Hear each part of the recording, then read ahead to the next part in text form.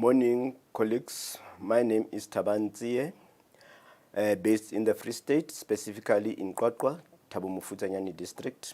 Today we are going to do a memo discussion on the paper that was written on Friday. And the paper, it is Fiscal Sciences, paper 1, which is just going to be physics. And I hope you are going to have a nice discussions. But before I can even start with the discussions, let me first thank you very much for being part of this memo discussion, and also for the contribution that you are making to the province in regards to the results, in regards to the development in our skills, and also in the way we are putting the results for the province, and your effort under these COVID conditions that you are putting in order to make the learners be what they are today, and then we are having a chance of maybe improving on what we are going to do. So before I even go further, it is going to be a very great pleasure for me also to can thank the leadership of Mr. Velman and Major Netanel for their effort in making this endeavor to be what it is today, and also the province as a whole under the leadership of Dr. Mahwe.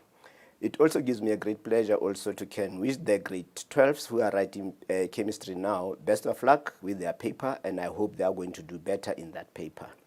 Colleagues, the paper, it was sort of constructed in such a way that we want it to also be made as a teaching tool in order to can close the gaps that we are having between us and learners. So we have to learn from each other, and I hope it is going to augur well with all of us, and then we are going to have a great day. Colleagues, we didn't receive any queries about the multiple choice questions. So as such, we are going to accept the marks, the memo as it is for the multiple choice questions. So the multiple choice questions, we haven't received any query or any other input. So we are going to take the answers as they are. So it is going to be 2 ticks for each, and then it is going to be 20 marks because we are having 10 items there. So in the memo, they are not following an order, they are just moving from left to right. As you can see, 1.1 is on my extreme left, and then right, it is just at the extreme right. The 1.3 is at the extreme right. So basically, this is what it is going to happen. So we accept everything that it was there.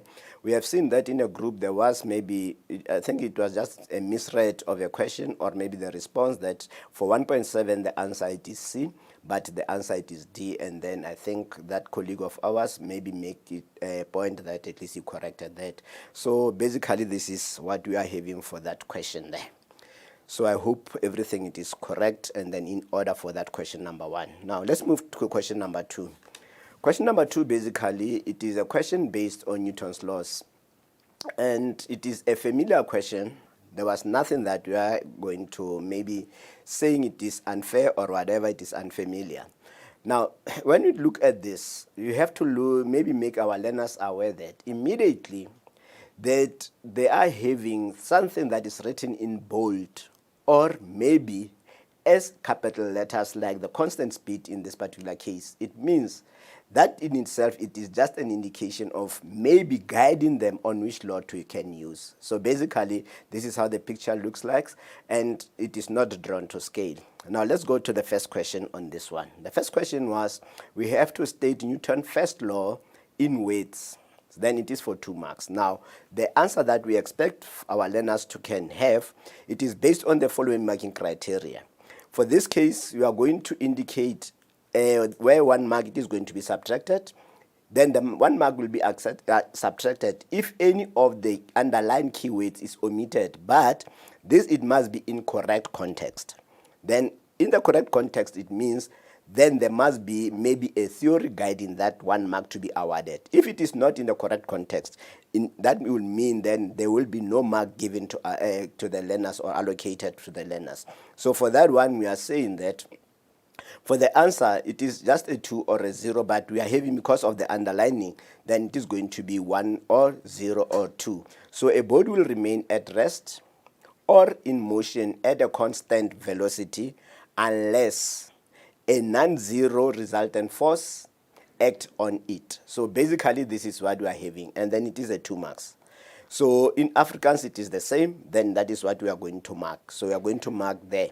So any one keyword that is not there, then just subtract 1. So it is not a matter of saying because the learner has missed 2 weights, then the context will be there. We'll just make an assumption that at least there must at least be 1 that is missing. If it is more than 1, then it means it is going to lose context, and then naturally then that learner will have to get a 0 out of 2. Right, question number 2.12, it says that draw a free body diagram for block X or box Y. So we are looking at this box here. So they have to draw the free body diagram for that. Now for that one, what is it that we are doing? We are saying for that one, the free body diagram, it is what we are having here. We are going to have a normal force, we are going to have a frictional force, we are going to have a tension force, and then we are going to have the weight. Now we are having this key here, which is going to be the accepted labels that we are going to accept. If it is not accepted, then better ask before you can award a mark. Don't make a decision. Ask us, then we are here. For the weight, we are accepting FG, we are accepting FW, we are accepting weight as in full or in weights weight, we are accepting mg, or we are accepting gravitational law. Now, in this case, please be careful. As you can see here, for the Africans, we are having FW maybe here being accepted. But when you go down, for the force, in this case, if you look at the kinetic friction there are learners who are using F, and then they are using Frey-Wellingda. So we are not going to accept FW here and FW there for that force there. So please, let's make it a point that we are not going to accept it there. So that is one thing that we have to make a point of what we are looking about, the weight and the friction, especially in the African-speaking learners. Then they are not having 2 FWs there. Okay. Now, how do you award a mark? We award a mark for a label and then an arrow. That is 1 mark for each. Then we are not going to penalize for the length of the arrows. If any of the additional force are added to this, now the maximum it is going to be 3 out of 4. What does that mean? It means if a learner is saving 2 or more extra forces, we cannot say because it's saving 2, then we are going to subtract 2. No, we are still going to subtract only 1 mark because we are talking of additional force or forces. Okay, and then number 2, if forces do not touch the dot, then we also accept it, and then we give a 3 out of 4. The reason behind this, it is because it is going to be a repeated mistake. So we cannot penalize for a repeated mistake more than once. The same will apply if a learner is not having arrows, but it is having labels. We know it is vectors. But for that reason, that it is a repeated mistake, then it means we are going to award 3 out of 4. That is how we mark it even at national. So nothing has changed for us at this particular point. I hope it is okay with everyone. 4 marks for all. Each label, it is carrying 1 marks in the correct direction. Okay. Question number 3.2.1.3. Box X experiences a constant frictional force of 5.48 newtons, and box Y a constant frictional force of 1.47 newtons. Calculate the magnitude of the force. Now, the force, it is applied. Okay. Now, when the force is applied and then this object, it is moving to the right, it is given as it is moving to the right. So it means here there must be some sort of an understanding on the learners that it is moving. And once it is moving, then it is moving at a constant velocity. Then hence, the first question was Newton's first law. It was actually giving the learners an idea on which law to can apply. So it is going to be Newton's first law that we are going to apply, and then we have to solve that problem. Okay. Now here it is what we are going to mark. Now, what is it? We are going to share the 2 objects. It's very key that we are not going to take a systematic approach. Systematic approach makes learners to lose marks. So we have to differentiate between the 2 objects. And then for object Y, which is this one here. So for the horizontal motion, there are only 2 forces that are acting. So the learners will have to look at their free body diagram, and then they will see that it was a tension and there was a frictional force, but they are moving in opposite direction. Now, because they are moving in opposite direction, colleagues, it means for this step here, then the learners can say it is tension minus the the friction, or they can have it as a positive, depending on how you have been treating with the learners. So we are not going to be very particular. But on the substitution, then here to show the direction, that they are moving in opposite direction. If there it is positive, but here also, then there must be a chance of gazing as the negative.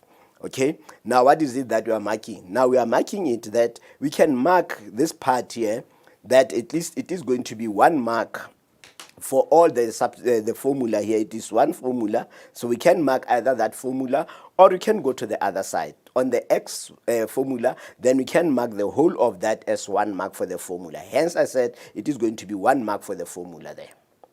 Okay, now the other mark, it is on the substitution on the forces, the horizontal forces on the x block, on the y block, that t minus the friction, then it is equal to minus 147 equal to 0. Now 1 mark it is for only that part there. Then the other mark, it is the substitution also on the other side. Now for that we are having 1 mark on the f multiplied by a cosine of 30, 1 mark there. And then the other mark, it is actually for the whole of that substitution there, where we are having minus 548 minus 147 there. Then that is going to be 1 mark for the whole of that substitution. And then the other mark, it was for the 0. So we can mark at any, because our learners are not going to present the memo like we have presented them. They will go maybe one after the other. Then there will be 1 mark for that 0 there. So the 0 mark, it will also be given there as a mark. So basically we are having how many marks? It is 1, 2, 3, 4, 5 marks already there. So we can see there that then from there, the last mark, it is here for the y-axis. Remember, there are 2 marks there. So it means we are going to have 2 substitutions marked there. And then from there, the other mark, it is going to be for the answer. So the final mark, it is going to be for the answer. So that is basically what we have marked. And then we can see there what is going to happen. It is that then the learners will have that answer, or some of the learners will give it to 3 decimal places. So it depends on what our learners have given to us, and then we are going to accept. So the total mark there, it is going to be 6 marks. I hope it is clear for everybody. Okay. Then the next question. The next question, it is question 214. It says there, the string connecting x and y breaks while the boxes are moving at a constant speed.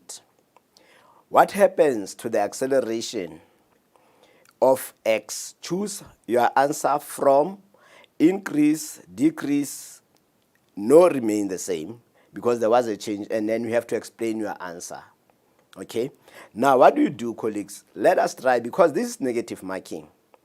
Let's maybe try to say to our learners that they have to reason first before they can come to the conclusion, because this is the conclusion. So let them first reason it out, what happens, and then comes to the conclusion. I think it will help them. Now, here it is what we're expecting. Because of that change and the constant, remember there was a constant speed. Now, we want them to can see which principle it is there. It is a guiding way of doing things. We are teaching. So let's go and check what is it that we are saying to these learners. Now we are saying for that one, there will be an increase. Now, if there is a decrease, for those of us who are maybe not familiar with the marking, it means because he's saying there it is a decrease, then it means this learner, we cannot even give the marks for this reasoning, even if it is correct, because it is the negative marking there. So we are going to penalize. Once it is decreased there, that means automatically becomes 0 out of 3. Now, if the answer is correct, then it is going to be increased. We give 1 mark for that. And then you have to specify the law that it is going to guide him or her to can say then there was a decrease. Now, from Newton's second law, it means F net, it is going to increase while the mass remains constant. That is a relationship. So, because that it is going to mass, it is that from A, we know from Newton's first law that F net, it is directly proportional to the acceleration. So, meaning that then because the F net, it is increasing, then that means the acceleration, it is going to increase. So, or else, it is going to be the second part where we are saying it is going to be directly proportional to the acceleration, the F net there. So basically then the answer, it is going to be an increase in that particular case there, because it was asking about the acceleration on the X block. So it is going to be an increase. So it is going to be 3 marks for that one there. Okay. Now that is the first part of that question. Now, the second part, it is totally different from the other part. It is not that it is a continuous question. Now it is another scenario that we are bringing in. So we can see here it is just Newton's laws, and then because of the scope, then we have to increase the number of marks. And then, but it gives us a chance to can go throughout and check the scenarios that we are having. So we are having a perpendicular, a horizontal scenario, whereas there we are having a force acting at an angle for the above one there. So that means we are putting everything, trying to help the learners to can do a bit of revision as they are preparing for the September paper also. Right, it says then, a block of mass 5 is pulled at a constant force, constant horizontal force F along a rough horizontal surface. The coefficient mu of the kinetic friction for the surface is 0.1. Now, importantly here, it is here the word rough, it should give sense to the learners that then it means the friction will be there. Once they see rough, then that means the friction, it is going to be there. Now, it is there for 2.2.1, state Newton's second law in weights, not in symbols. So if it is in symbol, that means that learner will have to lose a mark. So it is in weights. Now, what we expect? We expect learners to can say that when a non-zero resultant or a net force acts on an object, then the object will accelerate in the direction of the force, right? With an acceleration directly proportional to the force and inversely proportional to the object. Okay, now look where the marks are. The mark, it is on the acceleration, okay, of the force. So there is that part marking there because it is not about underlining in this particular case. Here we are just saying these are important things that we have to emphasize with the learners. That now here it is part marking. Now if a learner says directly proportional to the force, then we'll get 1 mark there. And inversely proportional to the mass, then it is going to be 1 mark here. Now, what we have seen, it is learners here, instead of saying that inversely proportional, they are saying indirectly proportional because there was a direct proportional. So look out for that and then try to eliminate that one there for learners. So that one, it is part marking. But if you go to the or part, you can see there that it is a derivative of Newton's second law. So what are we saying is the non-zero or resultant force acting on an object is equal to the rate of change of momentum of the object in the direction of the resultant force. Now for that one, there is no underlining. It means here a learner will just get either 2 or a 0. So everything should be there. So if it is not there, unfortunately for that learner, then it is going to get a 0 out of 2 for that question there. I hope it is clear. And then following question, which is going to be question 2.2.2, then the horizontal force on which the 5 kilogram block is moving is replaced by another horizontal surface from a different material with smaller coefficient of kinetic friction. So the mu, it is less. How does this affect the kinetic friction? From the kinetic friction on the block, choose from increase or decrease and give a reason for the answer. Now also here it is going to be negative marking. So what is it that we are having, or what we are expecting our learners to can say? We are expecting our learners to can say that then there will be a decrease. Why? Is because mu decreases. Now if you look at that, n, it is constant. If we are looking at that block, because we are referring to the block, it is just on a horizontal. Now your normal, it is equaling to the weight. So it is not going to change because the mass, it is not changing there. So hence here, it is important that we are saying that the normal, it is constant. So everything that for you to get 1 mark, then you have to mention in that. That is a relationship, but that is going to hold if one of them, it is constant. That is why that normal ought to be constant there. Or indirectly, we can say that Fk is directly proportional to mu. Then we'll accept that. Okay? So basically those are the things that we are having. And then here maybe learners can still put it in as a form of an equation, and then that will make say that Fk, then it is directly proportional to mu.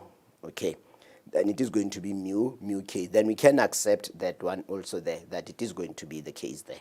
All right. I hope it is still okay with everybody. Now let's move to the next question. Now the next question, it is on the same type of a question, but it is another question. It is going to be a question now totally different. It is about the gravitational law now. Now on the gravitational law, colleagues, we are going to be maybe not very strict, but let's try to also help our learners. Okay. It says there, a rock with a mass of 3 multiplied by 10 to the power 2 rests on the surface of the planet. The acceleration due to gravity on the surface of the planet, it is 3.8 meters per second squared. 3.2.1, 2.3.1 state Newton's law of gravitational in weights. So it is for 2 marks. Now for that one, let's our learners be familiar with this law, and because we are not so sure as to whether what is going to happen. Now if a learner says each body, now the thing is, if it's a body, it means it is going to be a bigger object. Okay, it is going to be a bigger object. Now because it's a bigger object, now it is having an impact on the last part of the statement. Now let's look at it, that now each body in the universe will attract every other body with a force that is directly proportional to the product. Now our learners leave out that word product there. They are just saying proportional to their masses. So that word, it is not there, then we have to subtract 1 mark, because it is coming from that underlining that we have said initially when we start with the with question number 2. And inversely proportional to the square of the distance between their centers. Their centers, because we are dealing with bodies there. Okay, but also if it is going to be a particle is a smaller part. It's very small. Sometimes it is impossible to can measure their distance between their centers. It's so impossible. Now because of that, now what are we saying? We are saying we are taking the first part, that the force is directly proportional to the product of their masses of the particles, and inversely proportional to the square of the distance between them.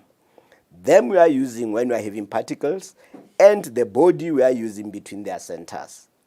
Okay, so for this one we are very strict.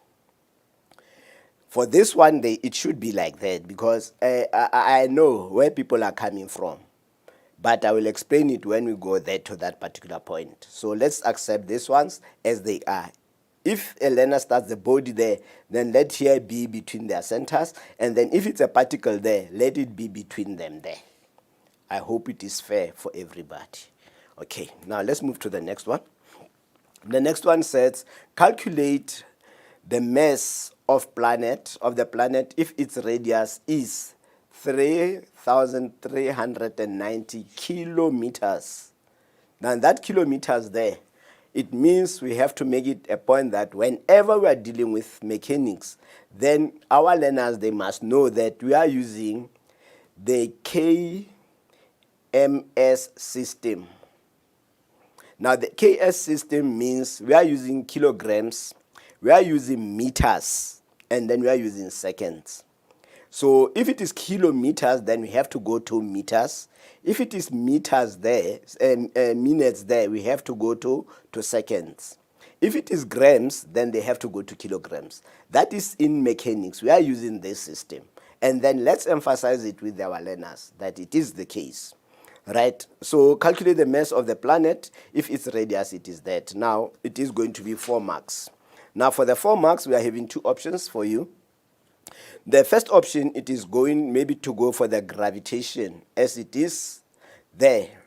Now it means the gravitational acceleration, then it is going to be G, which is gravitational universal gravitational constant, then the mass of the planet, and then the radius of that particular planet. Now the acceleration, it is given 1 mark for the formula, 1 mark for the acceleration given, and then 1 mark for the whole of that substitution there. That means it is going to be the gravitational law multiplied by the mass. So this value, they get it from the formula sheet. And then now this part here, then it was given in kilometers. Now they have to change it to meters. Hence we multiply it by 1,000 there, and then we square it. Now for the whole of that substitution, then it is going to be 2 marks. If any of this it is wrong, it means now the answer it is going to be wrong. So then the learner will just get at least maybe 2 if any one of them it is wrong. But then it means it's going to forfeit the answer because it is not going to be there. So the learners also can maybe go and give more than that. So the correct answer it was 6,547. So maybe the learners will just maybe try to round off there to 5,5. So don't penalize learners if maybe they're using more than 1, more than 2, as per arrangement in the memorandum, in the question paper, that they have to round to 2 decimal places. Now the second option is using the law, the gravitational law in general. So the force of attraction, as it is in the definition, it is going to be equal to G multiplied by the product of the masses and then R squared. Also here it is R, but we are not very particular if a learner it is using a D, the D squared. So don't penalize for that. And then it is the same. F it is equal to G, which is the same.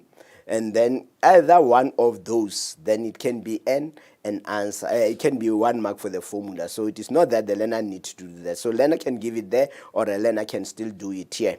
Now that force it is equal to the weight, so it is going to be the mass given, and then we multiply by that. So it is the mass on the planet, and then it's going to have this acceleration there. And then we multiply by the gravitational law, the mass that was given, and then mass of the planet that we need, because this is the mass of the object here. And then the distance, it is still going to be the same. Okay, so it is going to be that one.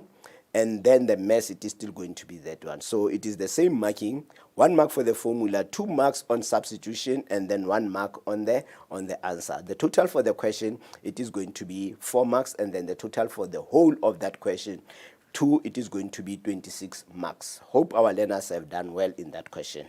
Okay. So basically that is what we have for that question. And then let's move to the next question. The next question, it's about vertical projectile motion, which is question number 3. And also, colleagues, check maybe the trend now. If we are looking at the national papers, we'll see that for now, after Newton's laws, is no more momentum, it is now vertical projectile motion. So let's familiarize with the trends that are coming in. It is not that we are changing the style, but we are trying to go as far as possible near to what the national it is saying to us. Okay, now let's move on and check what is it that we are having here. It says there, a learner wants to project a ball vertically up from X. Now here it is X here. Now this learner wants to project it up to that point. Now at a height of, now he's starting from a particular height, so it is not starting from the ground. It is starting from 1,5 meters above the ground. Okay, to reach a height as the height as the height of the building Y, which is about 35 meters high. Ignore the effect of air friction. So it is given here from the ground to the tip of the roof there. It is about 35 meters. So this learner wants to project until it is at about that particular point. So basically, we are having this part going this way here. So it is starting from here and then it is ending up there. Right, now let's look at the questions. Then the question is, write down the magnitude and direction of the acceleration of the ball while it is in the air. Now remember, there was a force being applied, but now that force, because it was a contact force, immediately the ball leaves, then it is not there. So we have to ignore that force and look at what is now happening, the type of motion that is happening. Now that object, it is going to be in a free fall, and because it is in a free fall, that means the only force that will be acting is force of gravitation.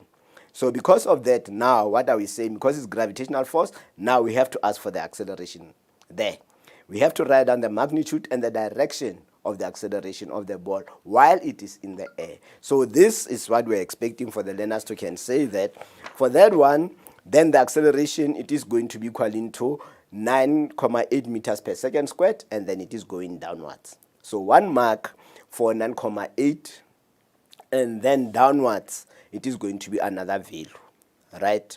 Now I know people have been asking that the learners will be saying there minus 9.8, but the question is, here it is the magnitude. So our magnitudes ought to be positive.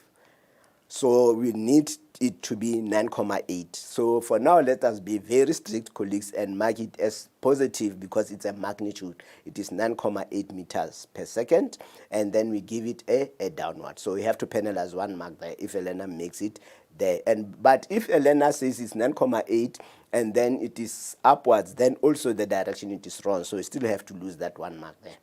So I hope it is okay with everybody there. Next question.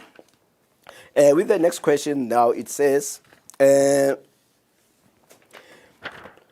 calculate the magnitude of the speed with which the learner must project the ball for 4 marks. So we want this V initial here. It is what we want here.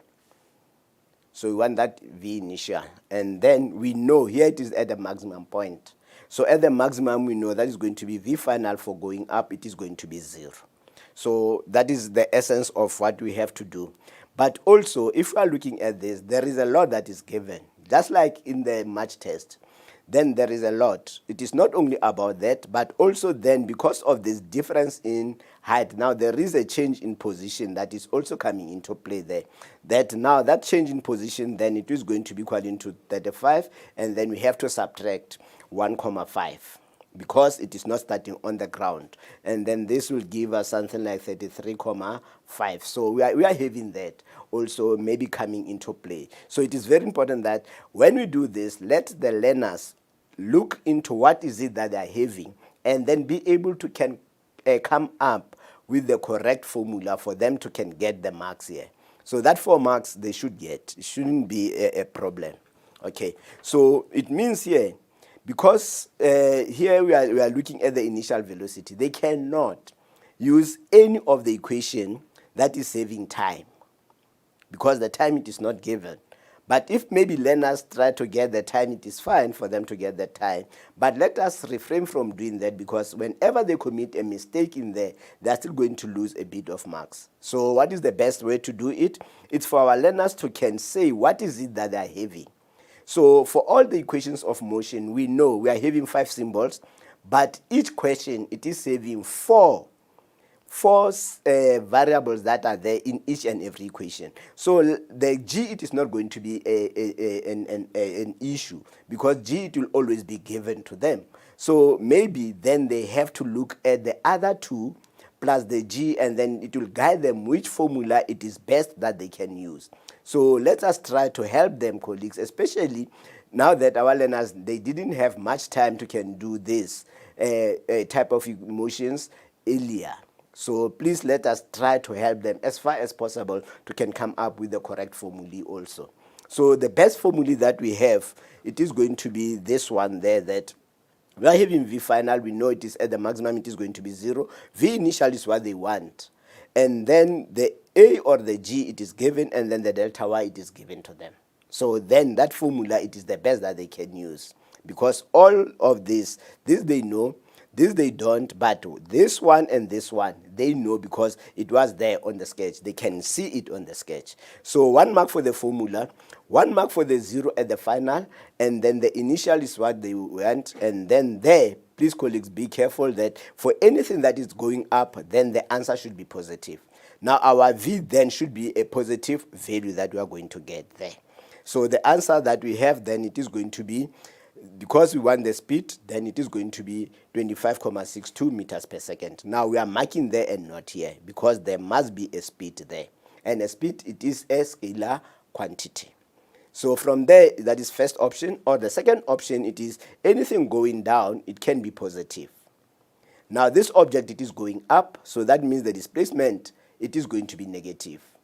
and then the G, it is going to be positive, and then 0, it is 0, and then they are going to get up, come up with a negative. Because why negative speed is because this object, it is going up, and then we said anything that is going down, it is the one that is positive. So meaning that going up, it should be negative.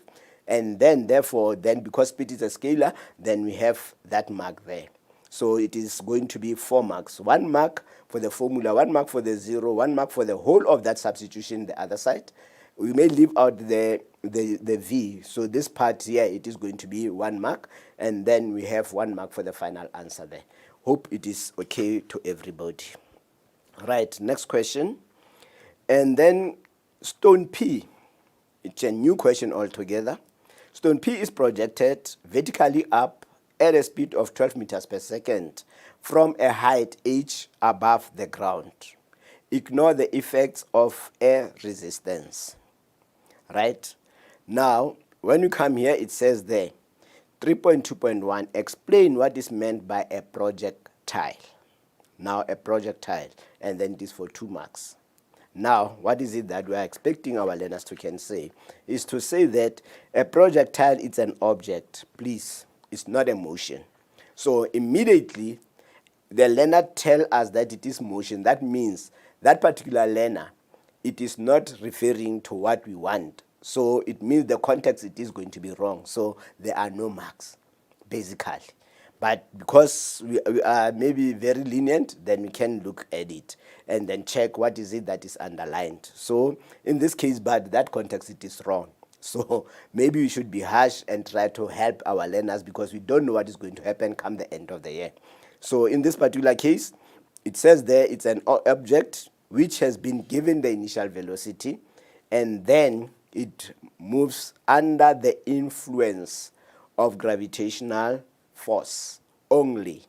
That word only there is very important when we are dealing with projectile motion. So you'll check that only there, it should be there, because there can still be other forces, but that means gravitational force only. It is very key at that particular point. Hope it is clear. 3.2.2, calculate the time taken for P to reach the maximum height. Okay, so it is just projected vertically up, and then we need the time to reach the maximum height for 3 marks. Now, what is it that we are looking at? Now, here it is. Now, for this, we are having a number of options. Now, the first one, it is to say, if we are taking upward as positive, upward motion as positive, now we take this formula there, V final equal to V initial plus A delta T, 1 mark for that.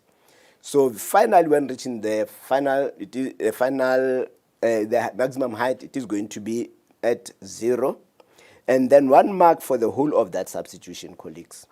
This 1 mark. Now, importantly to note here, it is that the V initial and the acceleration, they must have opposite signs there. And then now calculating, then they must get the time to be something like 1,2245 seconds here. There must be a seconds there. That is whatever. But because we are saying our learners that they can use two decimal places, then we are going to accept 1,22. So whatever it is, then it is fine. Now the other part, it is just for down being positive. Now what is it that it is going to happen? Now if down it is positive, that means the G, it is still going to be positive, and then we have initial velocity, then it is going to be negative because it is going up. And then the answer is still going to be there, the same, and then the marking also, it is still going to be the same. 1 mark for the whole of that substitution there. Right, option number 2. Now, this is where the danger is. Now, here's option number 2. Now, the learner first opted to can calculate the change in displacement. Right? And then from there work out the time. Now what is it that we are having?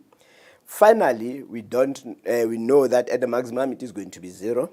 The initial, it is that one, and then G, it is that. Now he can calculate that one. So we give 1 mark for that. Mark there. Right? And then last, what is it that it is now going to be given? Now because that formula doesn't contain a time, we cannot mark that formula. Then we have to mark the equation that is contained in the formula. in fact the time, the formula that is containing the time, then it is that one there. So 1 mark it is on that particular formula and not the first one. Now he's going to substitute. Now, suppose this learner committed a mistake there. It means what should we do? We are carrying that mistake over here, right? We are going to carry it over here, and then there is no mark. We can see it is going to be that 1 mark. We are carrying the mark here, and then the answer becomes wrong because there was a mistake here. So basically, this learner will only get 2 marks there.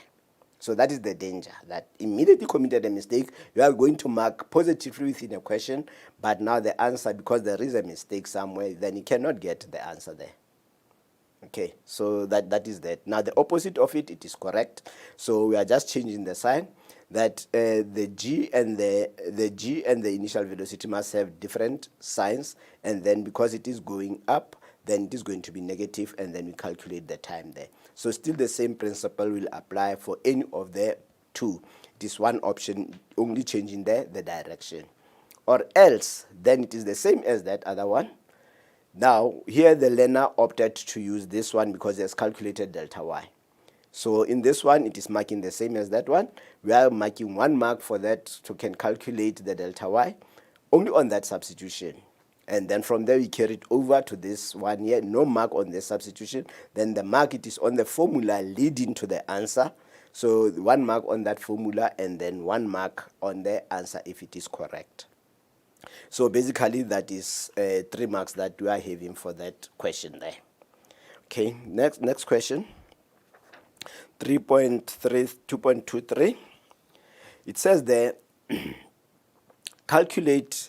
No, it's another question. That one is finished. Now we are going to another question. So you can see we are moving from scenarios. So trying to beef up our content. That was the aim of this paper, if we are looking carefully. At the same instant, P is projected upwards. Stone Q is thrown vertically downwards. So it is that one leading to this. Okay. Now we are having 2 objects. P was going up. Now Q is going down. Right? From the same height with an unknown speed v.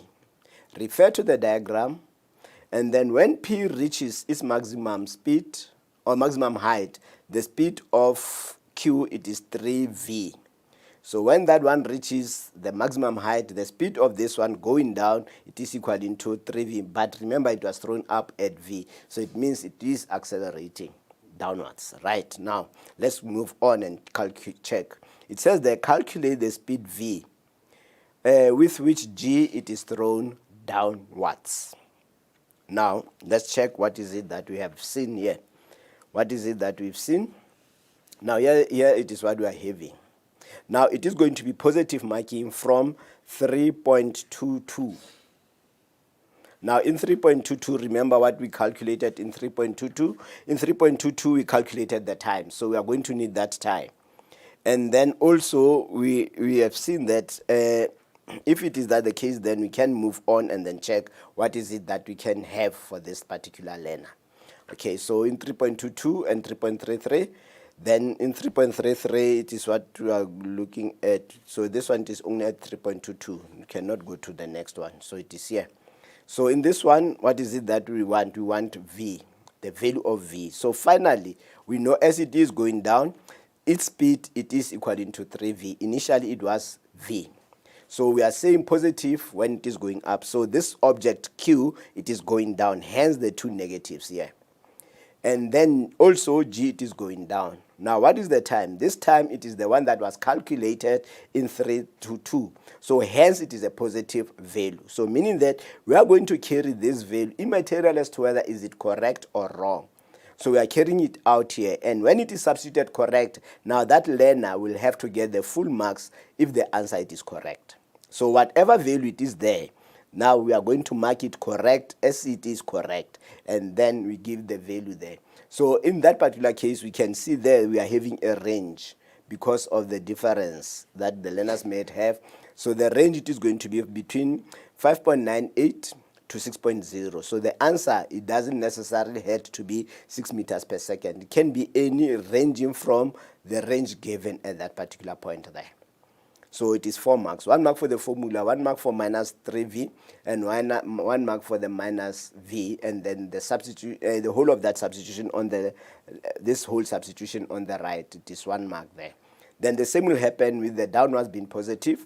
Now v, it is 3v will be positive, v will be positive, and then the gravitational force also, it is going to be positive. And then the time as it is covered from the other side, then it is going to be 1 mark for that. And then the range still hold, and then the mark there, the velocity is 6, but that range will still be applicable there. We are still going to give 4 marks for if it is correct. So that is what we have for that question. And then 3.24. In 3.24, what does it says? It says there, at the instant P passes its initial position. Now P went up, and then when it is at this particular point, passing through here, Q hits the ground. When this was doing that part, then Q, it was already hitting the ground. Now, what is it that we are now going to ask? Now it says there we have to calculate height h. So that is what we are having to calculate, this height here, that the Q has traveled, and ultimately P is going to travel that height also. So let's check what is it that it is going to happen. How are we approaching this question now? Now, for that question, option number 1, what we see is, we know that the time it takes for P to reach the maximum height, that is the time that we calculated in 3.22, right? So that time, it is going up and down. Then when it reaches that point where from where it was initially projected, now Q was hitting the ground. So basically, the Q, it is taking 2 times the time that was taken by P to hit the ground. Hence, here we are multiplying this by 2. So that is no mark for that, but that interpretation, it is very key. Now from there, what is it that we are having? Now we want the displacement, which is going to be that delta y. So formula, it is going to be delta y. Delta y equal to V initial, delta t plus half a delta t squared. So that is 1 mark for that formula. Now initially, as you can see here, we are looking at the value that was calculated in 2.23. Hence, it is positive marking. So whatever value that the learners have for V, we are going to take it at that particular point there. So in this case, up was positive, but now Q, it is going down. So it is moving at a minus. Now it is minus 6 there. Then the time as it is up there, plus that 1 there. So 1 mark for the 6 multiplied by that time, and then 1 mark again here. We are having half g and then delta t squared. Now for that value there also 1 mark. So 2 marks on the substitution, and then the final value, it is said there, we can see that the height, it is going negative, because up it is going to be positive. So this object, it was going down. Hence here it is negative, but now the height cannot be negative value. Now that is why we are saying height be a positive value there, and then be equaling to 44,08. And also here we are having a range depending on what the learners have done there with the time. Now we are going to accept that range there. So anything within that range we are going to accept. I hope it is okay for every one of us. And then the same will go for the negative side. The only thing that is changing, it is the signs now here, that both of them are going down. So the g, it is going down, and the initial velocity, it is going down. So those two, they will be positive, and then we calculate it. Even though the value there, it is delta y, that was equal to 44,08. We want the height. Now the learners need to say h, because that is the question. H equal to 44,08 meters, not that delta y. So also the range, it is the same range with that one. So we are going to take that range there. I hope it is okay. Now the next one, option number 2. With option number 2, we are having,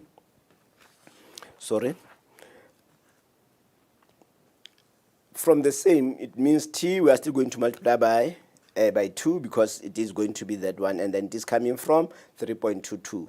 Okay, so that time it is there. And then what the learner did, because we want the height, now they decided, as another option, that V final equaling to V initial plus A delta T.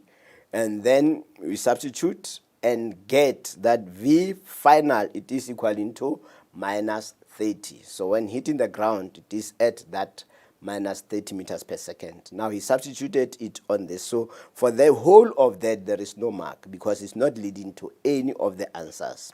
So first mark, it is going to be on the formula where he's using V squared final equaling to V squared initial plus 2A delta Y. Now, what is the final velocity? It is the one that he has calculated there. So it is going to be 30 meters per second, 30 meters per second squared, right? And then equaling to minus 6 meters per second, we square it.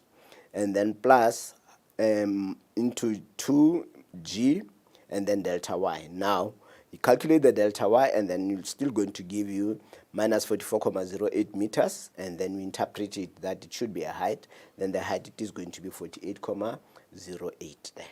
So 4 marks for that. It is still the same. 1 mark for the formula, 1 mark for the substitution on the left, 1 mark for the substitution on the right, and then the final answer. The same thing happens here. It is the same principle. So it is just that the direction it is changing. So your 30 becomes positive, your 6 becomes positive, and then your G also becomes positive. So it is a matter of science. And then there's delta Y again. Now we interpret the delta Y, and then we go to the height. So basically that is how the question looked like. I hope it is okay for everybody. 4 marks for that question. Now the next question. It is question 325. Right, now it says there, sketch the velocity time graph for the complete motion of P and Q on the same set of axes. Clearly label your graphs P and Q. Now, importantly, you have to show the following on the graph. The time taken for P to reach the maximum height, and then the velocity with which Q is thrown downwards. So those are the parts that we need in this particular to be shown on this. Now, how do we mark? Now, here it is the graph. Now, positive upwards. Now, what is it that we are having? Now, here it is your Q. Your Q, the initial velocity as calculated, right? As calculated in 323. It is 6 because remember this Q was going down. So it means it ought to be negative because it was going down. So that is the mark what we want there because it says that we have to show that. And then also, then it is going to continue and hit the ground. So what is the time that it hits the ground with? Then it was at 2,44 because this is the time that was calculated in 3.22, but it is for the whole. Remember, when P reaches the projection, then Q hit the ground. So it is going to be up and down time. So it was 1.22 plus 1.22. Now it is going to give you 2.44. That is when it is hitting the ground. So that is that part there. That is your Q. And then you go to P. P, it was projected at 12 meters per second. Then it was going up. Now, when reaching the maximum height, then the velocity is 0. And then from there, what happens? The time that it took, it was 1,22. Right? Then it is coming from 3.22. And then from there, what happens? Now it proceeds. And at point where it is having 2.44, it is when it reaches the time in which it was projected, right? But we know it never ends there. Then it continues and hit the ground. So it is important that this part of the graph, it is also shown that it shouldn't stop at 2.44, but it is then going to proceed because it never stopped at the point of projection. So it is important that we interpret and explain to learners exactly how this graph was drawn, because it is very important, right? The same thing will happen if we are taking downwards as positive. Now P, the Q, it is now thrown down but down it is positive, then it is going to go a positive way. So it is going to be above the line, and then it is going to hit the ground after 2,44, then it is going to end up there. And then what about the P? Then the P, it is now projected vertically up, but up it is now negative, and then reach the maximum height, and then it comes down. Now down it is positive, and then it is going to be this part here. So this graph and this graph, they are very similar. It is just a matter of one being the mirror image of the other. Okay, now from there, what is it that we are marking now? One mark, it is for showing the time, show the correct time of 1,22. So it is very important that we need that time, because it is on the question that they have to show us that particular time there. So 1 mark for that one there. Now also here, we have to show the initial velocity for Q. So at t equaling to 0. So that 6 there, or the -6, is very important that there is 1 mark for that one there. Hope it is correct. And then from there, the two sloping, they must be parallel. Okay, and then for P, it must intersect the time axis there. So 1 mark for that. Okay, and then from there, P must have a higher final velocity. There is a velocity missing, as you can see on the Afrikaans, there is null header. So that means there is a final velocity there. That the final velocity, actually, it is passing that particular point. That is the point that I was referring to, that particular point there. They have to show it. And then the total for that question, it is equaling to 4 marks. And then the total for the question, it is equaling to 23 marks. So that is basically what we have for that question there on the vertical projectile motion. And then we are welcome, colleagues, to can send as many as possible of your suggestions and also your inputs. We will look into them and then put them in the blog if ever there are some other issues there. Okay, some of them I have received, and then I'll address them. Okay, thank you very much. Now let's move to question number 4. Question number 4, it is about momentum. Right, now for momentum, it says there, a girl on the roller skates is initially at rest on the smooth horizontal surface. Then the girl throws the parcel of mass 5 kilograms horizontally to the left at a speed of 3.5 meters per second. Immediately after the parcel has been thrown, the girl roller skate combination moves at a speed of 0.3 meters per second. Ignore the effects of friction and rotation. Then the total mass of the girl without roller skates, it is 57 kilograms. Okay, so meaning that they didn't include the roller skate in the mass. Okay, right, now let's look at it. Now here it is the picture, and then I hope it is a very nice picture.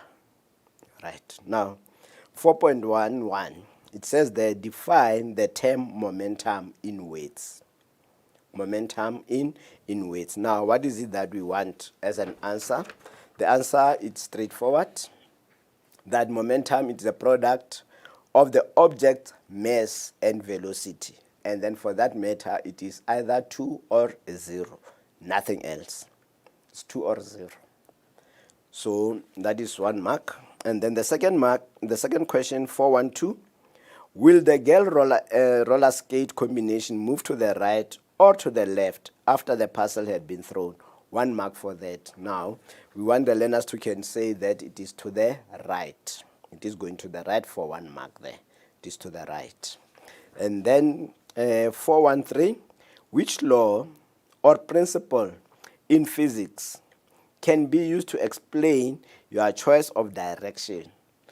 In the previous question, that means in 412, just name the law or the principle.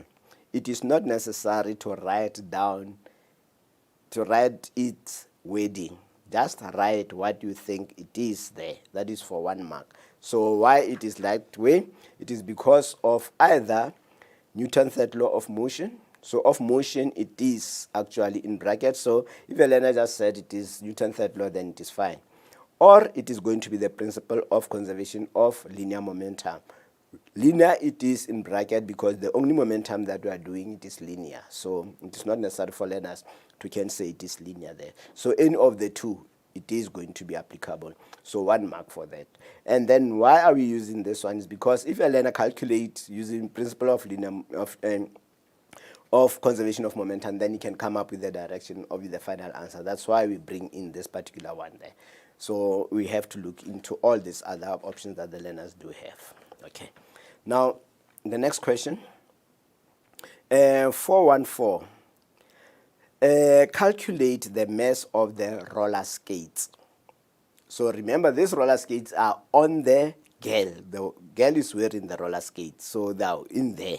So we are going to look at that scenario for all what we can have. Now, let's look at the first option that we are having. The first option, it is option number 1. No, going to the left, it is positive. Now, it is going to be a principle of conservation of momentum here. Now, why is it principle? It is because on the statement, it says there, you have to ignore the effects of friction. We have to ignore the effects of friction and rotation. So it makes it easier for us to can say, yes, this is going to be the principle of conservation of linear momentum that it is applicable here. Now, what is it that we are having? We are having two objects. It's a parcel and the girl with its roller skates. So those are the two objects that we are having. Hence, we are having mass 1 with its initial velocity 1 plus mass 2 with its initial velocity. Right? So that is the first part. And then the second part, it is mass 2 with its final velocity and mass 1 with its final velocity. So those are the things that we need to look at. Now, for mass 1, how are we looking at mass 1? The mass 1, it is the mass of the girl wearing the skates. So it is going to be the combination of the mass of the boy, of the girl, and the roller skates. And then initially they were at rest. Now, because they were at rest, the parcel also was at rest in the girl's hands. So hence this part here, it is 0, 0 there. So 1 mark for that part there. The initial momentum, it is equaling to 0. And then equaling to finally what happens? It is said that then the object, which is going to be the girl and the skates, they move at 0,3. But we have seen it there. In which direction? Now it is moving to the right, whereas the parcel was moving to the left. So hence here, these two, they are having different signs with their velocities there. It's a principle. Now, 1 mark for that substitution there, and 1 mark for the substitution. So it means the signs here, they must be opposite here. They cannot be the same. And then from there, then we can calculate how much the mass is. Now the mass, it is found to be 1,33. So 1 mark for the formula there. So it can be either that one or this one here, where it is an expansion. Then you can have that 1 mark there. It doesn't necessarily mean ought to be only that principle there. And then colleagues, the other thing, our learners should learn to write the sigma. Sometimes it becomes so, I don't know, when they're writing E, are they referring to initial energy or what? So let us try to help them to write the correct weight of sigma or the correct symbol of sigma. And then option number 2, it is the same as the first option, but now the direction, it is right, it is positive. So the first part, it is the same as the first part there. So we can mark that formula. Any of those two formulas correct. And then the mass of the roller skate and the girl, it is there, and then it is 0 for both of them because they were initially at rest. 1 mark for that whole substitution. And then when coming to this side, then the signs, they must just be opposite. Then it is the same as the previous one. So that is why we are having this other option there. It is just the change in option in the direction there, but the marking, it is the same. And then from there, what is it that we are having? So it means it is going to be 1, 2, 3, 4, 5 marks for that question. So we're having 5. So 3 marks, it is on substitutions. So it means a lot of marks for the learners to can do the correct substitution. And then comes this one here. Option number 3. In option number 3, we are looking at the girl roller skate as 1 unit. we are looking at the Gr roller skate as 1 unit. So it means for this part here, it is just going to be mass, but this one still remains as that one of the parcel. It is fine. Then everything on that side, it is 0. And then after the Gr has thrown that, now we are having this mass. Now this mass is a combination of a Gr and the roller skates. Now they are moving at 0,3. They are moving to the right when the parcel is moving to the left. So the size here, it is the same as the size there. The only difference, it is the mass here. Right? Now, from there we find that the mass, it is equaling to 58,33. Now, what does that mean? It means it is the mass of the skates and the Gr. So how do we get the mass of the skates? It is going to be the value that we have calculated, and then we minus the mass of the Gr. Then we are going to get that final answer there. So 1 mark for the principal. The same thing happens here. 1 mark for having 0 on this side. And then 2 marks on the substitution on this right hand side, and then 1 mark for having the final answer. They did not even show that it is a subtraction. Then the final answer, it is the one that is having a mark. So the total, it is going to be 5 marks there. Now, in this case, if a learner says we are having change in momentum of Gr roller skate, it is equaling to change in momentum of the parcel. Now, immediately here, colleagues, if we are having this is actually a derived formula from this. It's not a principle, this. It is a derived formula from this. So they have derived the equation. But now the danger of this, it is that one of these ought to be negative. If the negative is not there, then from last year we have seen it. This, it is 0 out of 5. It's a wrong formula. The principle just is so straight that for a wrong formula, then there is no mark. It's a marking principle. We cannot do anything about it. So unfortunately, this learner is going to lose the marks for the substitution. Is losing everything. So let us refrain from using this formula. It is only correct if there is a negative there. If any one of them it is negative, then it is fine. But if the negative is not there, then it is a wrong formula. Even though the principle it is there, but it is a wrong formula. So we don't have to do it anyway. Now for option number 4, it is the same as this one. We just swap the size there. So for 5 marks, I hope it is clear to everybody that we are not accepting that. All right. So let's try to be harsh and not too lenient with these learners as we are preparing them for the final examination. Okay. Right.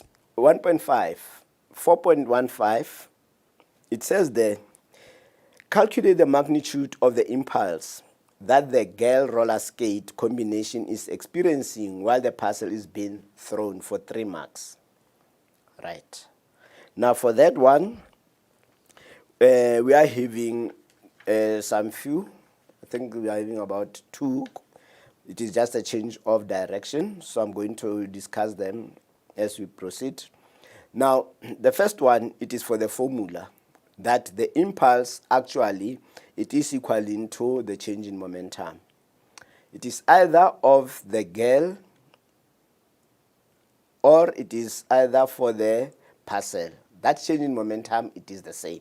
So they can use it. Or it can be for the Gr and the roller skates and the parcel. It depends how you look at it, but the answer, it is still going to be the same.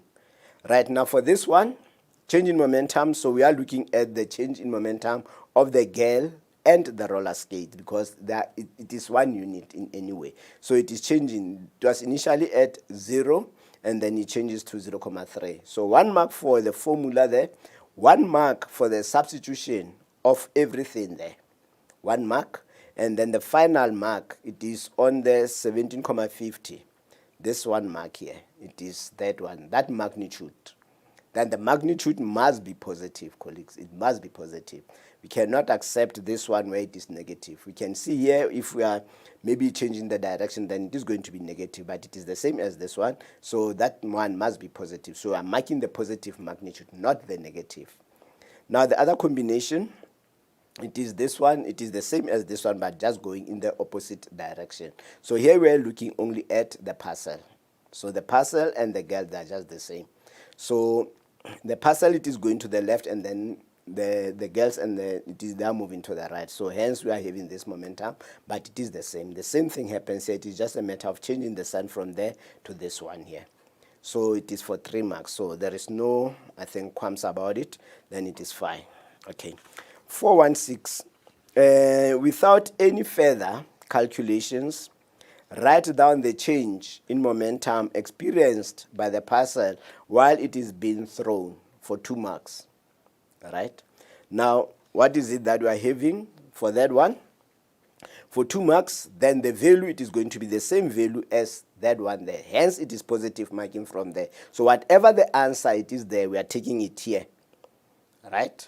So from there, it is 1 mark for that. And then now the direction. Now, here we are looking at, for that one, of the parcel experienced by the parcel without being thrown. So in the first question, it was calculating of the roller skate on the girl roller skate. So if this one it was, then it means then this one, it should be in the opposite direction to that of the girl. So whatever we had there, then we have either go to the left, because the girl was going to the right. So here it is going to go to the left, or in the opposite direction of the girl. So for 2 marks, 2 marks for that one there. I hope it is okay for everybody. Right. And the next question. On momentum also. It says there, a car of mass 1,200 moving at a velocity of 40 east on a straight horizontal road collides head-on with a truck of mass 4,000 kilograms moving at 20 meters per second west. So when it is head-on, then one must go east and then one must go west. So they didn't even have to, maybe if they've given one, it was okay, because then the other one they need to come up with. But in this case, it is given. After the collision, the car and the truck moved together. So it means they locked in. As one object, ignore the effects of friction. So now it says there, write down the principle of conservation of linear momentum. Now for that one, what is it that we have as a principle? We were looking at the answer that total linear momentum in an isolated system remains constant. Now, colleagues, I want you to have a look at the trend in which we are moving in. So here, the word closed is removed, because as far as possible, we want to say to you that closed be associated with chemistry. And then here in physics paper 1, we have to talk of the isolated. It was a debate last year, and then please go and emphasize this with your learners, because we don't know what will happen. So for that one, then it means it is going to be 2 marks.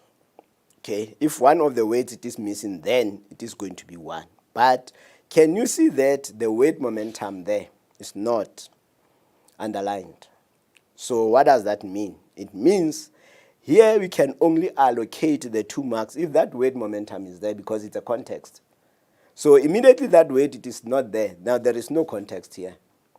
It doesn't make any sense. We can read the sentence without momentum, then we'll see that it doesn't have to make any sense, and then we are going to give a 0 there. So that's why the momentum it is not underlined, because immediately we underline it and then the learner didn't write it, then we still have to give the mark, but it is not going to make any sense. That's why we didn't underline it. I hope it is clear. Next question.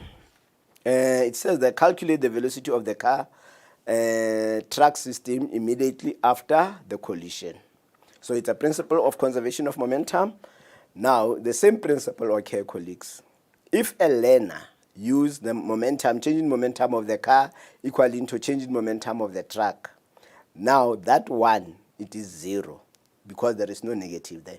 So let's stick to what we have, please. Now let's look at this one. We are going to stick to the principle. So we are going to use the conservation of linear momentum. Unfortunately, this formula, it is not in the formula sheet, but learners need to have it, and then they have to know it from the definition. right? That the momentum before collision, it is equal to the total momentum after collision. So this is basically what we are having here. The way total means then they have to add all this to get the total. So what happens? Initially they were separate. So it is the mass of the car at that velocity traveling east. You can see there it is given as a positive, and west it is given as a negative because it is head on. 1 mark for the substitution there, 1 mark for the substitution there. And then immediately after, what happens? Now the two, they are locked together. Now we add the masses and then they will travel at the same speed. 1 mark for the whole of that substitution. And then from there we calculate the velocity. The velocity is minus 6,15. Now what does that 6,15 means? Now we go there. You said west, it is now negative. Now hence here, when it is negative, then we are going to associate it with west. And then that value, then we have to do that because velocity, the question was velocity, then velocity, it is about vector quantities. So what is going to happen? Now we are having 5 marks. 1 mark for the formula, 1 mark for the substitution of the car, 1 mark for the substitution of the truck, and then 1 mark for the whole of that substitution combination, and then the final answer with direction, 1 mark there. And then the opposite holds for that other one. It is still the same, change in total momentum. Momentum initial, it is there, principle, it is working. And then we change now that west, it is positive. So meaning that east, it is going to be negative and west be positive. 1 mark for the substitution on the car, 1 mark for the substitution on the truck, and then the combination. And then thereafter, what happens? Now the value that we get, it is going to be 6,15 meters per second. Now it is positive. Now positive associated with west. And then hence the answer here, it is going to be west. Now the total for that question, it is 5 marks. And then the total for the whole, it is going to be only 21 marks. Now at this point, can we take just a 5 minutes break and then we'll return in 5 minutes. Thank you. Thank you, colleagues. After a break, I hope you are well. Now let's move to question number 5. And question number 5, it's all about work energy and power. Now we are having this scenario here for the learners. The diagram below, not drawn to scale, shows a vehicle with a mass of 900 kilograms, starting from rest at point P at the bottom of a rough incline. Rough in capital letters, rest in capital letters. So it should say something to the learners. If immediately they see this, it should say something to the learners. Now, the power generated by force F that moves the vehicle from point P to point Q is in 50 seconds is 40,000 watts. Point Q is 150 meters vertically above point P, and F is parallel to the incline. That means force F, it is parallel to the incline. Colleagues, when you do this type of questions, it is advisable that we draw free body diagram.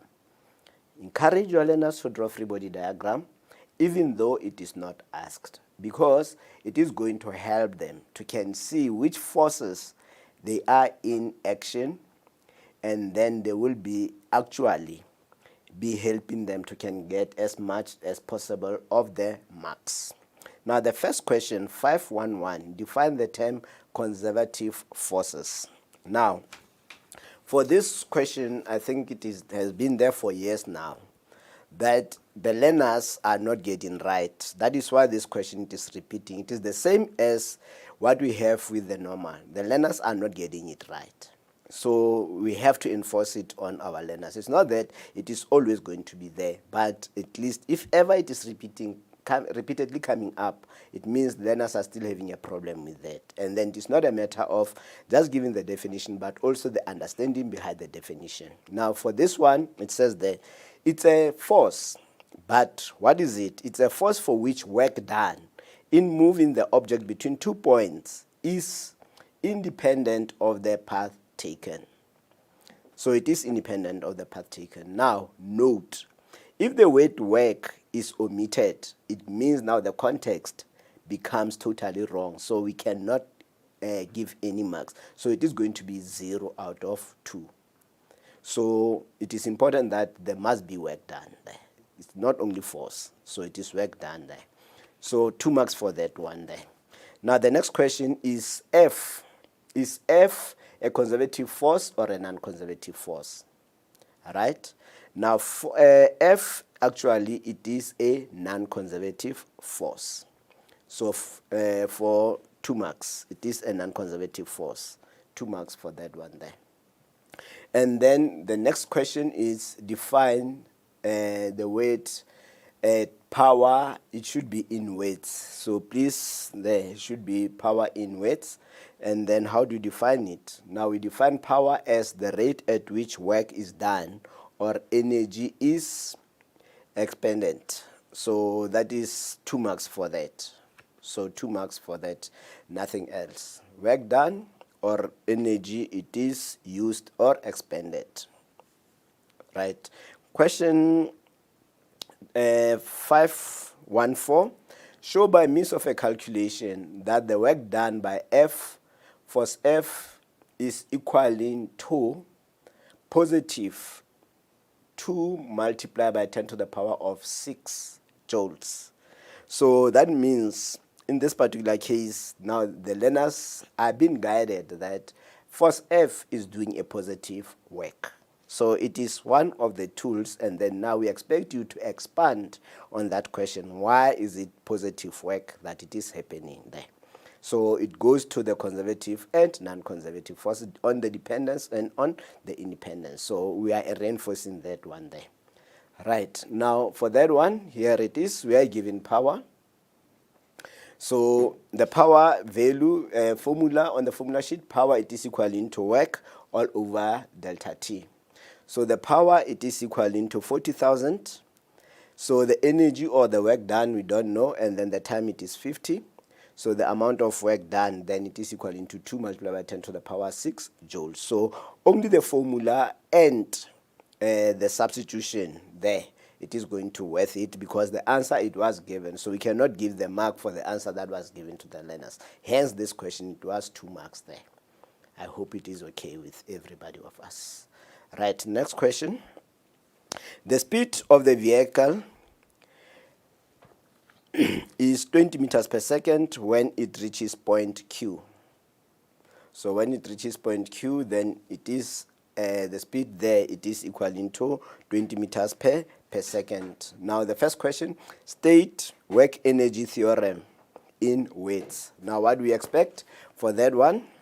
We are saying that the net work done on an object, it is equal to the object change in kinetic energy. Or the work done on an object by the net force, it is equal to the change in kinetic energy of the object or object's kinetic energy. So any of those, then it is going to be correct. So the key words there are work done, net work done, and the change in kinetic energy. Now for this one also, colleagues, if learners are struggling to get this, we have to maybe give them some list of the definitions that they can still use the formula sheet to can get them as they are. If you look at this one, this is one other example where we are having W net, it is equal to delta K. So immediately in the formula sheet, it is saying this, that the work done, it is equal to the change in the kinetic energy. So it is there. So maybe it is there for taking for the learners that also some of the definitions are as they are in the formula sheets. Okay. 5.16. Use the energy principles to calculate the work done by the frictional force. Now here it is what is important, that then we have to draw the free body diagram. And then because it's an incline, then it means for this object we are having the normal and this other force that it is going, which is going to be your FG, which is going to be the FG, which is going to be perpendicular. But here also there is an FG which is going to be parallel. Then this part, it is very important for me. And then there is also friction, and then there is a force that is going up. So it is very important that then the learners, they should have seen that we are going to have 3 forces that are doing work, that are playing here in moving this vehicle up. So let's try, colleagues, to go and have a look at this type of things for our learners, and then it is going to help them. Okay, now let's check what is it that we're looking at. Now the first one, option number 1, it is work energy theorem, that W net, it is equaling to change in kinetic energy. Now there can be any of these expansions there, that the net work to get it, it is work done by the gravity, right? Hence this perpendicular part here, it is playing a role. Then there is a work done by friction. Now here it is by friction, and then there is a work done by that force there. Now immediately also, because of all this, what does that tell us? It tells us that now we can see that this object, it is moving up. Now the force, it is bringing in the cosine of the angle. Which angle are we using here, and then which angle are we using here? So it is important that we bring this to the learners, and then the learners need to understand it.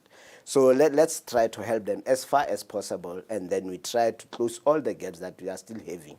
So, and then from there it is equaling to the change in kinetic energy of this object. So it is the mass of the object is the same, and then V final and V initial there. So any of these formulas, then it is okay with us, then we can do that. Right, now what is it that we're having? If it is mg cosine of theta as the parallel, now it is going to be the 900, and then the g, and then the 150, that is the distance covered. Now the cosine of 180, because the object, it is going up, but g, it is going in the opposite direction, hence 180 there.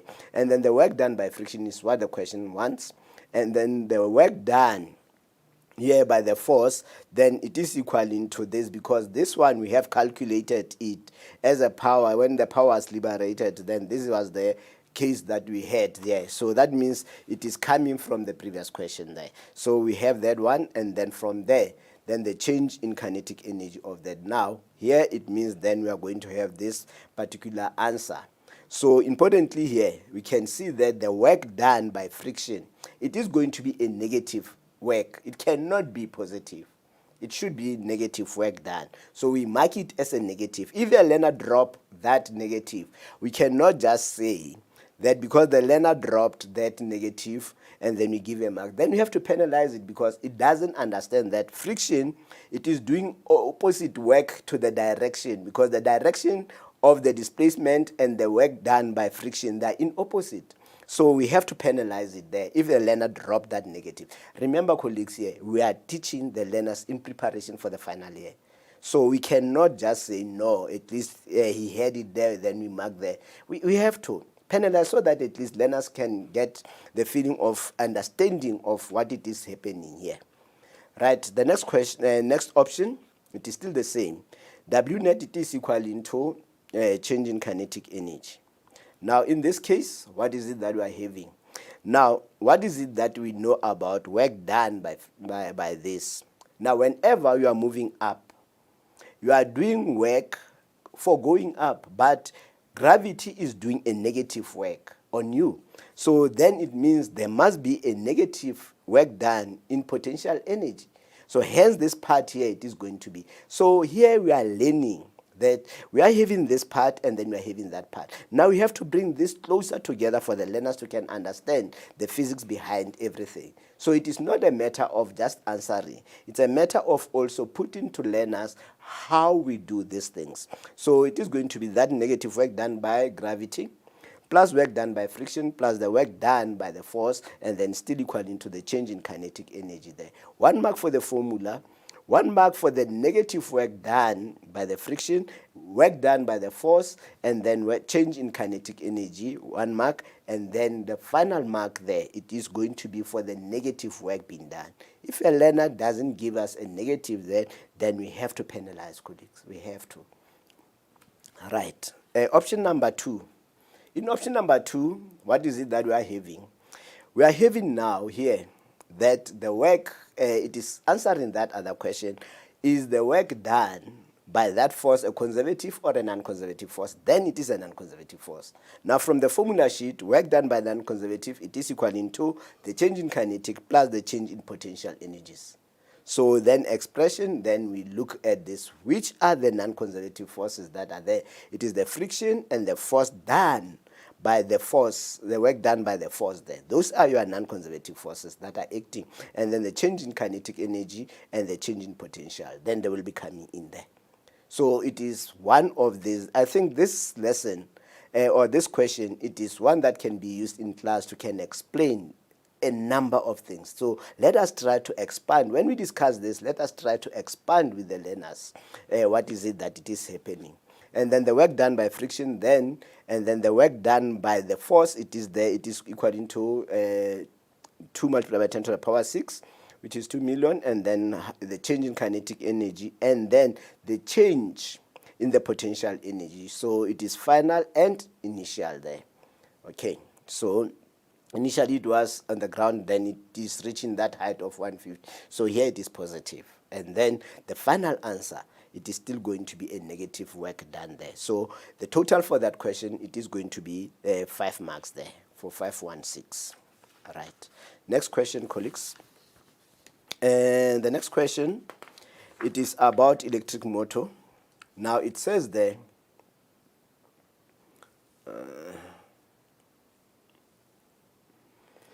an electric motor pulls a crate of mass 250 up the incline with a constant force by means of a light, inextensible rope running over the frictionless pulley.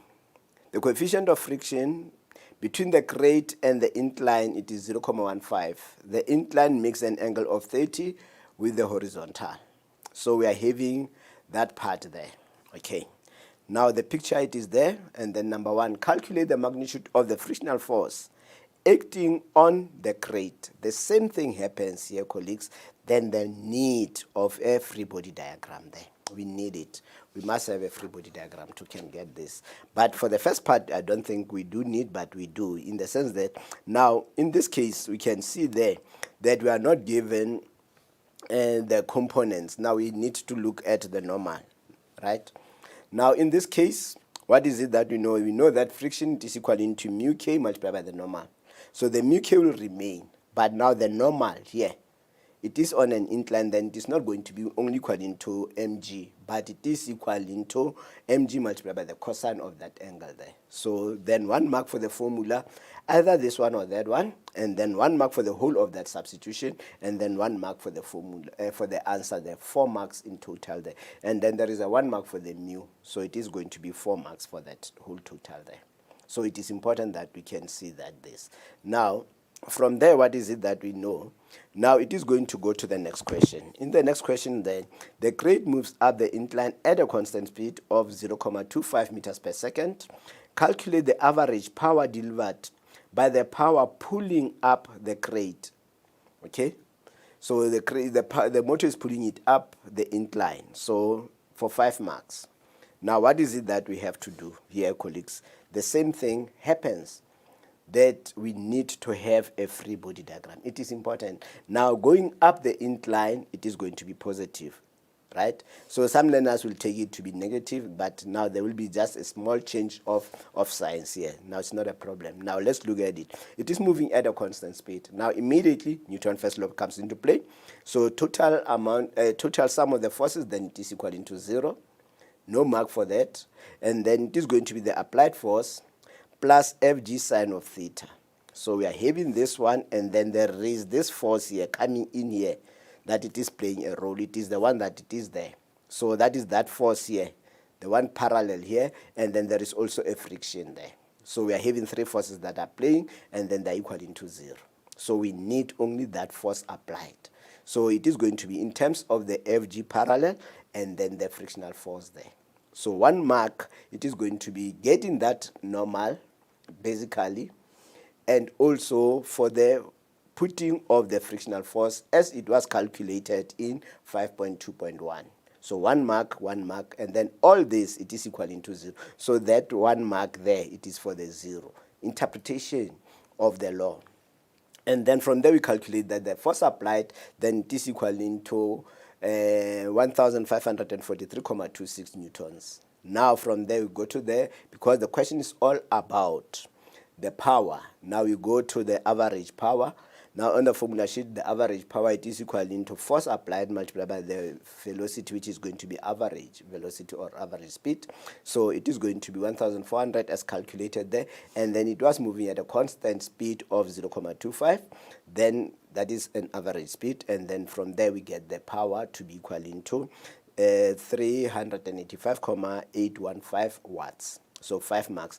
2 marks it is on that substitution, 1 mark on the formula leading to the answer, 1 mark for the substitution of the velocity and the calculated force there. So meaning that if a learner here commit a mistake, now we are taking that value and then you put it here. So that means that learner then must be accredited that 1 mark, but is going to forfeit this one. So then the learner can still get some few marks there.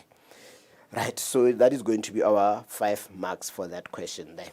Now the next question is on the borehole. So we are trying to put as much as possible of the questions in trying to look at different scenarios for the development and the expansion of the learner's knowledge. Now it says there, an electric motor drives a water pump which is submerged at the bottom of a 10-meter deep borehole. Calculate the minimum average power required to pump the water out of the borehole at a rate of 150 liters per minute.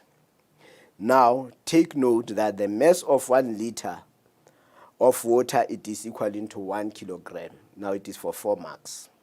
So, basically, we are given the mass of the water, how much it is in this, because we are given the rate at which it is pulling this. So it is at about 150. So those liters, we are going to translate it to a mass. We have to come up with a plan for that. Okay. Right, hence this part was given in trying to address that one there. And then if we are looking at this one, it is actually coming from that the density of water, it is equal to how much. Then this is where it is coming from. Okay. Now what is it that we are having? Now the power, it is equal to work done, rate of doing work. That was from the definition that was asked. So coming into equation, so the work, it is moving up. So we are looking at the water coming from the bottom and going up there. So in this case, then what is happening? So it is going to be the weight of that, or it is going to be mass multiplied by gravitational acceleration and then the height at which it is going, and then it is going to change in T. So the mass, it is going to be 150 because 1 kilogram, it is equal to 1 liter. So there was 150 liters. So meaning that it is going to be 150 kilograms, and then we multiply it by G, because the only thing that it is the power of that, it is doing work against gravity. So gravity is doing negative work. The motor, it is going to do what? The borehole, it is going to do a positive work. Hence here it is positive, and then the direction there, it is positive. So hence it is that part there. So the whole of that substitution, it is going to be 1 mark, and then it is that the per minute. So that minute needs to be changed to seconds. So then the total answer, it is going to be 245 watts, and then that is going to be 4 marks, and then the total for the question, it is equal to 28. So I hope also that that question maybe can be addressing some of the issues that we are having, and then it is going to be well for us to can understand. Right, now we move to question number 6, which is Doppler effect. Now for Doppler effect, it says there, the siren of a fire engine traveling at a constant speed of 24.66 meters per second emits a sound with a frequency of 1,300 hertz while passing a girl standing by the roadside. After the fire engine has passed her, the girl hears a frequency of 1,212.8 hertz. Take the speed of sound in air to be equal to 343 meters per second. Right, now 6.11. While the frequency heard by the girl is lower than the frequency emitted by the sound. Now here it was 1,300 that was emitted by the sound source, and then now this learner can hear only this. So there was a drop. Now the question is, why is that drop there? Okay. Now what we were, it says there, lower than the frequency emitted by, now we are talking of the of this frequency. Now what we are expecting for the learners was to say that the wavelength of the sound she detected is longer, so it is for 1 mark. So it is not about moving away or moving towards. No, we are looking at the frequency, why we are having that frequency. Okay, so it is about the sound source and also about the way it was, because the constant speed of sound there, it is there. Now 6.12, calculate the frequency heard by the girl when the engine it is approaching her. Now for this one, it is application of Doppler's effect. Now what is it that we are having? Now for this one, we are having the formula as in the formula sheet. Now what is they say that we have to look at it when it is approaching. So when it is approaching, what is it that we need to have? Now we are saying that now here it is either the formula as it is, and then we develop it to the next step, or else, as we have maybe the way we have taught our learners, that the frequency of the listener when it is approaching, then the denominator, then it is going to be the difference between the two. So, and then you still have to multiply by the frequency of the source. So this is one of the things that we can do. Now what do we have? Now it is going to be 343. And then the V it is 343, and then we minus the speed at which this was traveling, the source was traveling, then the source was traveling at 24.66 meters. Now 1 mark for the whole difference here, 1 mark for the speed of sound, and then 1 mark for the frequency of the source there. And then this part here, where we are having an answer of 1470 hertz. Now the other thing, colleagues, if the answer is not having units, then you cannot give a mark. It's a marking criteria. There must be SI units for that. So it is 5 marks for that one there. Right, next question. Explain what is meant by redshift and how the observation of a redshift is a proof that the universe is expanding. Remember, redshift, it is associated with the expansion of the universe. So what is it that we're expecting? We're expecting to say that when the observed frequency of the star is lower than the frequency emitted by the star, that is one thing that we are going to observe. This occurs when a star is moving away from the observer on Earth. And then if the star is moving away from the Earth, that means then the universe is expanding, because it's the star we are associated with there where it was, and then now it is moving at a observed frequency which is lower than that one. So it means for that one, then the wavelength, because this one it is lower frequency, it means the wavelength is longer, and then the longer wavelength is associated with the red end of the spectrum. Red end of the spectrum. So that is what it is happening, why we are having a redshift. But we are not explaining redshift, we are explaining why we are saying that the universe is expanding. So those are the differences that we are having between the two. In this case, we are expecting that to can say that if this part here, that the star is moving away from the observer on Earth, then it means then you are having an expansion of the universe, not what redshift it means. I hope it is clear. Now the total for that question, it is going to be 9 marks. Now we move to the next question, which is question number 7. And then for question number 7, which is on electrostatics, and then it is the last question. Now we are having the following question.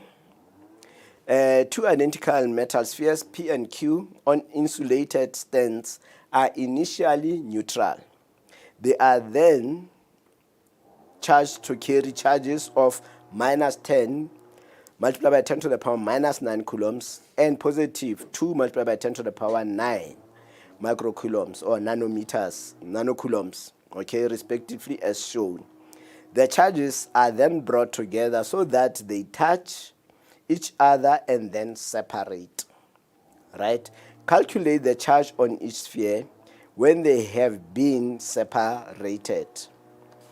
Right, now This is basically what we are having as an introduction in the electrostatics. Now what is it that we are having? Now the new charge, it means we have to add the 2 and then divide. So no mark on that formula. Now we add the 2 charges and then we divide by 2. 1 mark for the whole of that substitution, and then 1 mark for the charge, new charge that will be happening, that each will be carrying. So it is going to be a negative 4 nanocoulombs, or negative 4 multiplied by 10 to the power minus 9 coulombs. So 2 marks for that one there. Right. Now the next question. From which sphere are the electrons removed, P or Q? Now if you look at this, P already was having a lot number of electrons because it was negative. So the electrons are moving from here to there, because this one we can see on the answer that actually then it is now gaining more of the negative, hence ultimately it becomes negative. So meaning that then they were moving from the sphere P. So they are moving from P, and then it is for 1 mark for that one there. All right. Now the next one, the question was, calculate the number of electrons transferred between the spheres. Okay. So between the spheres, it can be either on P or you can use a Q. Now what is it that we are looking at?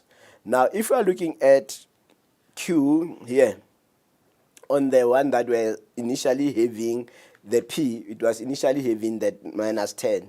Now the new charge, it is this. So it is final minus initial for the change to be there. It is always like that. So ultimately we end up with it being more negative if we subtract. Now the number of electrons, now this formula, it is in the formula sheet. So it is going to be quantization here. So number of electrons, then it will be equal to the charge divided by the charge of an electron. So ultimately we end up, because we want the number of electrons, now we end up with a positive number here, which is going to be 3,75 multiplied by 10 to the power 10. Then this is going to be electrons, but electrons are not SI units. So even if maybe the learners didn't write electrons there, it is fine. So 1 mark for that formula, 1 mark for the charge that was calculated there, and then 1 mark for the charge of an electron. So the total, it is going to be 4. Or maybe a learner can still use charge Q. Now if you use charge Q, the new charge, it is going to be negative 4 multiplied by 10 to the power minus 9, and then you minus the initial, which was positive 2 multiplied by 10 to the power minus 9. Now the charge that it is going to be there, then it is going to be equal to minus 6 multiplied by 10 to the power. Now we apply the same formula. Now in this case, now we are saying that the charge, it is negative, and then the charge of an electron is still going to be negative. Now the answer, it is going to be positive. Here, if maybe a learner put a negative there, there is nothing wrong with that. Then he can drop that negative and give us the positive number. Then it is going to be acceptable there. So it is going to be 4 marks for each. I hope this one, it is also quite clear. No problem with that. 4 marks for that one there. Now the next question. It says that draw the resultant electric field pattern of the 2 spheres after they separated and returned to their original positions. So what is going to happen? Both of them are now negative. Now because they are negative, now this is the pattern that we are looking at. That is going to be the 2 charges, they are negative, and the electric field, it is moving out of the charges, and then in between here there is no electric field. So how do we mark? We are marking the direction of the lines, or the field lines being correct. The shape, it is correct. In other words, when you say the shape, then everything here, it should be at least representing something like this. Nothing going, crossing, all those, then there must be a correct shape of the field lines. And then lastly, field lines not touch each other. If the lines are crossing, then we subtract 1. So just look at it that they are not crossing. So we are not saying maybe the learners should draw it this way. Then some learners will just draw a sphere, and then they just put in there the direction. Importantly, it is going in, and then the shape should be something like what we are having here. So it is going to be 3 marks for that part there, for the shape. Right, we go to question number 2, 7.2. 7.2, it says the 2 point charges. Importantly, it is point charges, and then we are working with point charges. Now, that's where I was coming in here, that we are not using two big charges. That now, if you look at this, although it is not a question here, if ever we were to ask a Coulomb's law here, now because we are dealing with the charges, point charges or charges, we are not having big charges that we are using. Now, at the end of the part where we are saying the force, then it is inversely proportional to the square of the distance. Now, in that distance, then we accept as to whether it is between their centers or between them, because in both cases, there are very small charges that we are dealing with. But with the gravitational force, they are very specific, that if it's a body, then it is between their centers. If it is particles, then it is between them. So in this case, in the Coulomb's laws, then we are not very particular about that one. I hope it is quite clear. Now let's move on to the questions. Now 7.21, define the term electric field at a point. Now it is not just electric field, but it is electric field at a point. Now what is it that we are having? Now we are saying if it is at a point, it means the electrostatic force experienced per unit positive charge placed at that point. It is going to be our electric field at a point. So everything it is underlined there. So we need everything there.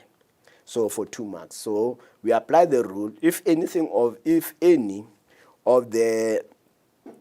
the keywords underline is missing, then we are going to subtract 1 mark there. Okay. So positive is very important there.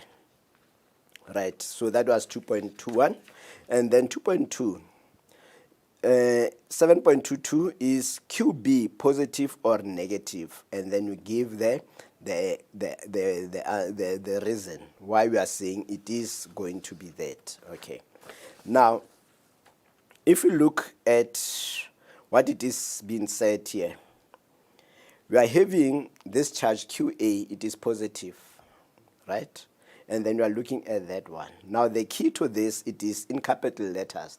The net electric field at point P, it is going to be 0. Now if it is 0, it is without saying that, then the vector sum here, it is 0. Now for them to be 0, it means then they must be having directions which are opposite. Now it's a charge. Now if you draw for each individual charge, then that means this one should be going in that direction, and then this one should be going in that direction. Now we know from electric fields that all the electric field lines, as we draw them, they are moving from positive side. So it means if it is going that way, then it is without saying that that particular point charge there, it should be positive. So the answer to that one then, it is going to be positive, right? So that is that one. Why? It is because the electric field due to the point that it is going to go to the right, because QA it is positive, and then due to the 0 that is left, now it means therefore that on that one should go to the left, then the electric field will then be 0. So without that, that cannot be 0. Or else, we are saying that if the total net electric field it is 0, then that means electric field at A and electric field at B, they must have opposite directions. And therefore, QA and QB, they must have the same charge, because the directions are always going to be giving us that one. So those were the reasons that we're putting forth. And then as you can see here, then it is going to be a negative marking. So if it is, say, negative there, then this learner is not going to come up with the correct explanation for that. So we are subtracting marks for that one there. Okay. Right, the next question. With the next question, it is there that calculate the magnitude of the electrostatic force exerted by QA on QB, right? Now this one, it is just by definition. It is the force of attraction or repulsion, okay? So it is there, so for learners to have it. But with this question, and sorry for that, colleagues, that on the formula sheet, I think there was a mistake with the K. The value of K, it was given as a negative value. So we are going to accept it if learners, they put it as a positive from their experience when practicing, or if they have copied it, like we are saying, always copy from the formula sheet without memorizing necessarily. So it means we are going to accept the two, and then we work them. accordingly. But due to some other things, maybe learners didn't maybe realize that, then it is going to be okay. Okay. No, I skipped question number 7.23. Okay, calculate the magnitude of the charge on QB. Okay. Now 2.3, let's check on Q3. Now the electric field, what is it that we are looking at? It is the formula for the electric field. And then we know it is equal to 0, so there is no mark for that. But we are going to take that one for equating the two to be equal to 0 for 1 mark. So 1 mark for that, and then 1 mark, it is for these two to equate them, and then the final answer. So there is no mark on the 0 basically. So what is it that we are having? Now we are saying it is going to be, so it is at this point that these learners, in this particular case, then this value here, they are putting it as a negative or a negative. But the answer is still going to be the same because this one, it is going to cancel out. So there is no point maybe here, maybe to be particular. But the answer is still going to be the same because these ones are cancelling out. The problem it was with the next question there. So for this one, it is going to be 1 mark for that formula, 1 mark for the substitutions here, and then 1 mark for equating, as you can see there, and then 1 mark for the final answer. Then it is going to be 4 marks there. Now the next question, it is going to be here. Right now they are going to get that Q here to be equal to positive there, but now we can see it is positive marking from 7.23, right? So that is this value here, because that QB, it is coming from above there at 7.2. So if that learner has committed a mistake there, then when coming here, it is in the almost the same sub-question, all right? So just check that at least the substitutions are correct, and then the learner, because it is now going to be addressing that what he said that it is negative, then we cannot penalize twice. So at least give an answer mark at this particular point, because that will be meaning that we are just being too harsh for the learners there. Okay. Now if you look at this, okay, this is the one that we are saying that if the learners show a negative K or the value as then we accept both for as it is as a negative or as a positive in the formula sheet. And then the next question, it is the formula mark K and then the values here. Now this question also, colleagues, remember in this particular question that actually we are looking at the magnitude. So there is no negative and positive here. So there must be only these values as they are, and then we get the answer. So that is basically what we are having. And then we hope we are going to get some few inputs, and then from there we are going to take it from there and give you it on the WS block, or maybe we'll give it to your subject advisors in respective districts, and then they will talk to you about it. They are going to post it. So this is the end of our section, and thank you very much for being part of these memo discussions, and also for the contributions that you are making to us, and also thank to Mr. Velman and other colleagues in the province for the next coming memo discussions, and also for the theory parts that they will be in preparation for the grade 12 September and November examination. Good luck with everything. God bless. Thank you.